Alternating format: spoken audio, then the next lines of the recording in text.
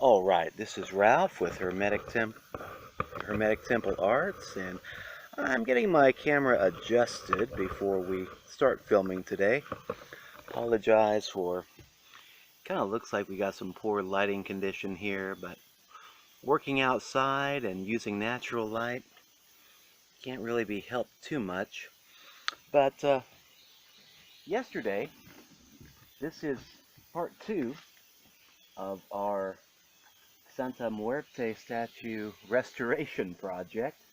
And yesterday I took all the area here that had been composed of chipped plaster that I had used to repair this statue about 3 or 4 years ago. And the plaster, which was just ordinary, plaster of Paris, it had held pretty good for the last 3 or 4 years, but it was chipping and flaking off in our high humidity. And so what I did is I cleaned off all the areas that had been flaking, and then I coated this in with liquid gesso. And the gesso has dried, it has hardened. It's given me a really good acrylic finish on top of that more fragile plaster of Paris. So what I'm going to do today is we're going to take all this white stuff and we're going to paint it a different color. And the color of the paint, I thought my original plan was to go brown to try to match in the original statue. But I thought, after a little bit of consideration, we're doing something new with this statue, so instead of trying to just restore it to the way it was, which is really impossible because all this break, it's going to be kind of obvious that there's been a patch job done. So why not try to accentuate that patch job and bring it out with a different color? So I thought the color I'd use would be crimson red, kind of symbolic of love, romance, relationships. And then for those that are uninitiated, it might seem to be the color of blood too. Give it a little Halloween effect. But the deeper symbology of red is love, romance, relationships. And so I'm going to go ahead and try to paint all this white and turn it red. And then we'll let that dry. Then the next stage of this project is, and I'm going to try to get my shadow out of the way here. The next stage of this project, after that this red paint has dried sufficiently, then I'm going to plant stones, put stonework, around here. Got some interesting stones here, and I got some other stones here. I've got some interesting colors. Got a natural kind of a flint type stone that I'm going to put around there someplace. I'll make my final decision tomorrow. And what I'm going to do is I'm going to be including some naturally magnetic stones that I found. We had a bunch of gemstones, polished gemstones, and I found out yesterday that some of these gemstones are actually banded iron ore, so they're magnetic. And I discovered that yesterday by playing with my magnet. And so I'm going to put the magnetic rock over here. This stone, or this is a hematite magnet, so obviously it's magnetic. And then this stone here has some magnetic properties as well. So I've got 4 magnets that I'm going to be working with here. One obviously a magnet, and 3 other stones that contain traces of iron.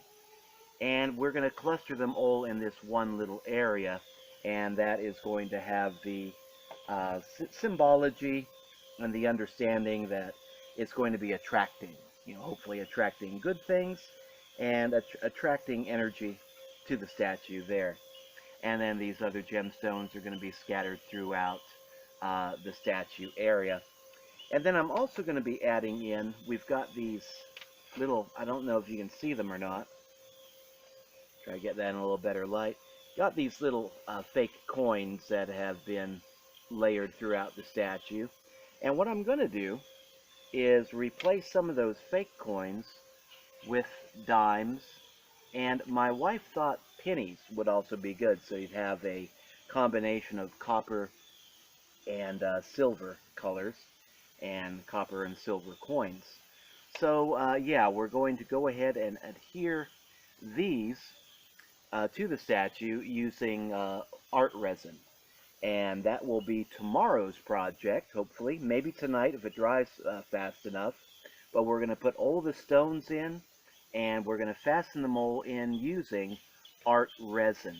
And then I'm going to go ahead and pour a layer of resin right here at the base. And that is going to have a double effect of strengthening the statue right where it was broken, and also providing a good, nice, clear, waterproof finish. So hopefully it'll be attractive looking, and it will also help strengthen the statue. So with that said, let's go ahead and move on. Move all my little toys out of the way here. Move on to phase 2 of our project. We're going to go ahead, and I'm going to move myself. I am getting my shadow right in the way. I don't like the effect that's having on the camera. But what I'm going to do here is lay out some crimson red acrylic paint, and we're going to put that right on top of the acrylic gesso. And yeah, that is a nice red color. And I've got not putting this directly on the table, I've got some wax paper that I'm using as a disposable palette. And we're just going to go ahead and see what we can do here. Oh, take away her sigh. And just go ahead and see how well that works. Kind of adding in some new colorations here. It's been years since I've done any kind of artwork like this. And I'm learning as I go because I've never worked with uh, the art resin before either. So this is kind of a new experience for me. Used to do a lot of modeling work, painting models, building models as a kid. And then I also got into statuary work, statuary repair in grade school and high school. That's been quite a long time ago, but I've always had an interest in this kind of stuff. In school, when we were studying Renaissance artists, I would be fascinated by the sculptors and tended to be bored with the painters. My forte, my interest has always really been sculpture work, statuary, things like that. Now I've got to get over here. Apologize again for my shadow getting in the way. But yeah, I think that's going to be a pretty nice effect. And we'll just go ahead and layer that crimson red in there. And if some of the white shows through, I'm not really going to be too worried about that, because with the Santa Muerte statue, the color symbology, white, is important. I mean, obviously the white of the bones are there. White can symbolize, purity, can also symbolize death in some cultures. Chinese culture, virginal white here in the West is considered to be the color of death. So at a wedding, our brides wear white. Traditional Chinese garb, the brides wear red because red is the color of life and white is the color of death. So you can see where different things in different cultures can have different symbologies. So don't let yourself get hooked on just, one train of thought. Understand that there are different ways of thinking about these colors, these symbols. different systems of thought.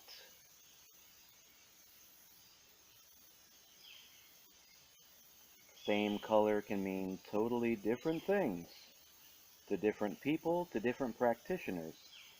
And that's really the way it should be. Because we're all different, we have our different viewpoints. Nobody is 100% right, and nobody is 100% wrong. There's a mixture, and we need to be able to see that mixture in life. Now, I'm not too sure if I'm going to keep this red throughout this statue.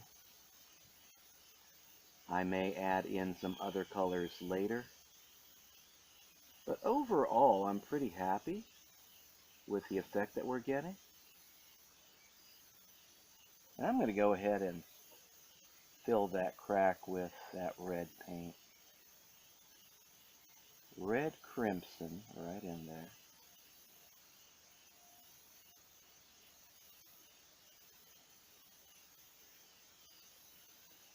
Leave a little bit of the white. And we're just going to go ahead. I kind of like the way that's working. Now I'm going to bring, and my shadow is in the way again. Get some more red right in here. And I'm going to take a step back here, see how that looks in the camera, make sure I'm not too far out of camera focus. But yeah, that's what we've got right there. We've got a lot of red at the base there now. Kind of offsets the brown and the copper colors and the green. And the white, I think it's doing its job. I kind of like the flecks of white throughout this statue. So yeah, I think I'm going to keep it. Now, let's turn her around. Lady Death, give us a spin. And we're going to go ahead and continue on.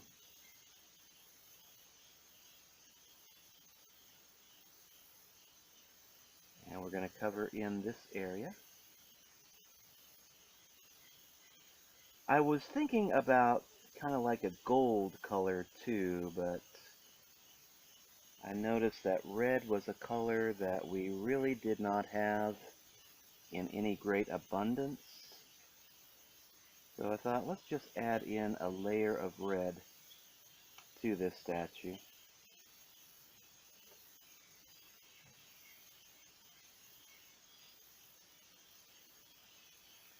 And get my shadow out of the way. Try to paint without getting my big head in the way. I think we're making out pretty good though.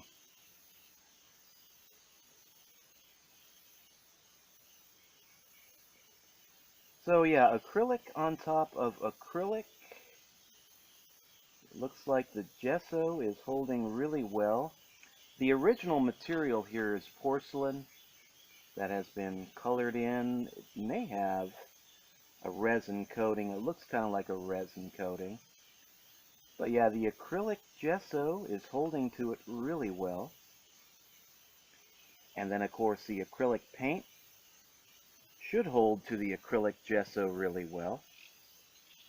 And then of course the resin will hold on just about anything. That's what I've read anyway. I've never worked with it before in my life. But they say it makes one of the strongest glues if you want to use it as a glue. And it sticks to just about anything. You got to be very careful. One thing it won't stick to is wax paper. So that's why I've got a big roll of wax paper that I'm going to be using throughout this project, because yeah, it keeps the table clean from gesso, paint, and art resin. Now we got to get in here. I am going to coat that in there. This is a cracked area that I had to repair and sealed with a variety of media. Some of the cracks in this statue were so deep, and I didn't have all the pieces to repair it with, so rather than just super glue it all together 100%, I kind of did a combination of paper mache and stuck paper in some of these gaps and then coated it with the liquid gesso and created kind of like a paper mache effect, and then coated with the art resin. It should be sturdy enough. Now I'm going to go ahead, put a little bit of paint on this area. This is where it got chipped. I didn't notice that yesterday. I didn't coat it with the gesso, but I'm just going to put a dab of acrylic paint on it, see if it holds. If it doesn't, I won't sweat it. It's in the back of the statue, so it's not going to be that noticeable. I didn't even notice it yesterday when I was cleaning and prepping it and putting the gesso layer on it. But there we go. Now I'm going to get a little bit higher, fill in a little bit better in some areas. And I'm not going to get too particular. We have a little splotch of white here and there. It'll stay. Makes it look homemade, I think. And the symbology of the white, it's important to have here in this statue. So shades of white mixed in with the other colors is perfectly all right in my system of thought. Now this area here where you can see the white on the green, I think I may go back later on and paint that with a green. But overall, I think I'm pretty happy with this effect. Now, for this other side, I'm going to continue on, get up here, and I'm going to need some more acrylic paint. That's drying. We got a nice warm day, which is why I decided to do this outside. But something that I don't like is that the paint does tend to be drying faster than I thought it should. But it's a thick paint. I like that. No runs, drips, or errors here. Well, a few errors, as a wise sage once said. In painting, we don't make mistakes. We have happy accidents. Thank you, Mr. Bob.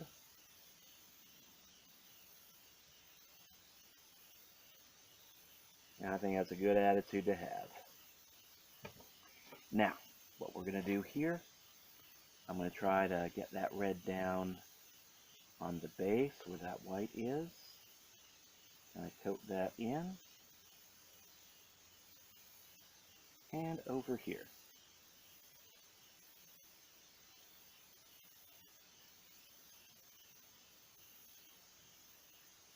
And I think we're pretty well done. I think all of the cracked areas are okay. We got little streaks of white throughout. I think I am going to add some green to this, see if I got a green that can match, or if I can mix something up. I did get a variety of acrylic paints here. That's too bright of a green. I may have to... Well, I don't know. I'm not very good at mixing my colors. Not yet, anyway. I may fool with this color, see what I can get.